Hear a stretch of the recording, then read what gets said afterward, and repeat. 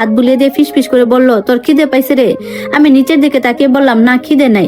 সত্যি বলতে কাটা ছাড়া মাছের পেটিটা খেতে না পারার কষ্টটা যতটা ছিল তার চেয়ে বেশি কষ্ট হচ্ছিল আব্বার চুপ করে থাকা দেখে। আব্বা তো দেখছে আমি কতবার মাছের কাঁটায় আটকে কেঁদে ফেলেছি। মা বেঁচে থাকতে আগে থেকে কাঁটা বেছে আমার পাতে দিত। আব্বাস একবার নতুন মাকে বলতে পারতো, ছোট মানুষ পেটিটা ওকে দাও, কিন্তু আব্বা মুখ নামিয়ে ভাত খেয়ে গেল। আপা একটা দীর্ঘশ্বাস ফেলে বলল, তুই অত কথা বলতে যাস কেন? নতুন মা তোকে এমনিতে দেখতে পারে না, এখন আবার তার পেটে নতুন বাচ্চা আসবে, ওনাদের নতুন সংসার হবে। তুই আর আমি যদি ঝামেলা করি আমাদের বড় ফুপুর বাড়িতে পাঠিয়ে দেবে। পাঠিয়ে দেখ না আপা, আমি ফুপিয়ে উঠে বললাম। ফুপুর বাড়িতে গেলে অন্তত তোমার এত কাজ করতে হবে না। আপা আমার মুখের হাত চেপে বলল, চুপ থাক, ফুপুর নিজের সংসারিত 3টে সাওয়াল মেয়ে, সেখানে আমাদেরকে সারা জীবনের জন্য বসিয়ে খাওয়াবে? আমাদের এখানেই থাকতে হবে। তুই একটু চুপচাপ থাকবি, যাই দেখ লক্ষ্মী ছেলের মতো খেয়ে নিবি, আমি তোকে বাকি কাটা বেছে দেব। সন্ধ্যা নেমে আসছে, ঘরে আলো জ্বালানোর সময় হয়ে গেছে।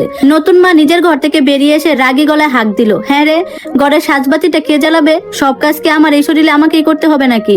আপা দরফর করে উঠে দাঁড়িয়ে আঁচলে হাত মুছতে মুছতে ভেতরের দিকে দৌড়ে গেল। আমি বারান্দার অন্ধকারে একাই বসে রইলাম। ঘরের ভেতর থেকে নতুন মায়ের খিটখিটে গলা আর আব্বার নিচু রেডিওর আওয়াজ কানে আসছে। আমাদের অস্তিত্ব যেন এই সংসারে দিন দিন একটা অপ্রয়োজনীয় বোঝা হয়ে দাঁড়াচ্ছে। সাজবাতিটা জ্বালিয়ে আপা যখন বারান্দায় ফিরে এলো তখন উঠানে অন্ধকার ঘনিয়ে এসেছে। নতুন মা নিজের ঘরের দরজাটা ভেজিয়ে দিল। আব্বা ভেতরের ঘরে নিচু গলায় রেডিও চালিয়ে বসে আছে। সেই ঘরের আলোটুকু দরজার ফাঁক গলে বাহিরে এসে পড়েছে, কিন্তু আমাদের এই বারান্দা পর্যন্ত পৌঁছাচ্ছে না। আমি তখন সেই ভাঙা মোড়াটা একভাবে বসে আছি। পেটটা চোচো করছিল খিদেতে, কিন্তু মুখ ফুটে কিচ্ছু বলার সাহস হচ্ছিল না। আপা আমার সামনে এসে হাঁটু গেড়ে বসলো। আঁচল দিয়ে আমার মুখটা মুছে দিয়ে আস্তে করে বলল, সুমন চল ভেতরে চল, চালার নিচে বসি। আমি আপার হাত ধরে উঠে দাঁড়ালাম। আমাদের থাকার ঘর বলতে রান্নাঘরের পেছনে ছোট্ট চালান ঘরটা, সেখানে একপাশে দুটো পুরনো কাঁথা আর একটা কাঠের সিন্দুক রাখা। মা বেঁচে থাকতে এই ঘরে অতিরিক্ত জিনিসপত্র রাখা হতো, এখন এটাই আমাদের আস্তানা। ঘরে ঢুকে আপা বেড়ার ফাঁকে রাখা দেয়াশলাই দিয়ে মাটির কুপি জ্বালালো। কুপির হলুদ আলোয় ঘরের চারপাশটা একটু দেখা যেতে লাগলো। আপা সিন্দুকের পেছন থেকে একটা মাটির ভার বের করলো। তার ভেতর থেকে কাপড়ে পেঁচানো অল্প কিছু শুকনো মুড়ি আর এক টুকরো গুড় বের করে আমার হাতে দিল। আমি অবাক হয়ে বললাম, এগুলো কোথায় পেলে আপা?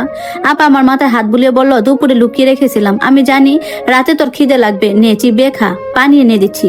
মুড়ি কটা মুখে দিয়ে যেন পেটের জ্বালা একটু কমলো। আপা গ্লাসে করে পানি এনে দিল। আপার দিকে তাকিয়ে বললাম, তুমি কিছু খেলে না আপা?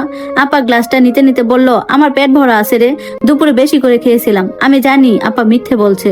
দুপুরে নতুন মা যেটুকু ভাত দিয়েছে তা এক মুঠোর বেশি ছিল না, কিন্তু আপার মুখের দিকে তাকিয়ে আর কিছু বলতে পারলাম না। 9 বছরের ছেলে হলেও আমি বুঝতে পারছিলাম আপা এই ঘরে আমার একমাত্র ঢাল। পরদিন সকালে পাখির ডাকে ঘুম ভাঙলো। ঘুম থেকে উঠে দেখি আপা ঘরে নেই। বাহিরে এসে দেখি আপা এর মধ্যে দাদির ঘরে গেছে। দাদির বিছানায় বসে কাশছিল। আপা একটা পুরনো গামছা ভিজিয়ে দাদির মুখটা মুছিয়ে দিচ্ছে। দাদি হাঁপাতে হাঁপাতে বলল, রেনু রে, তোদের এই কষ্ট আমি আর চোখে দেখতে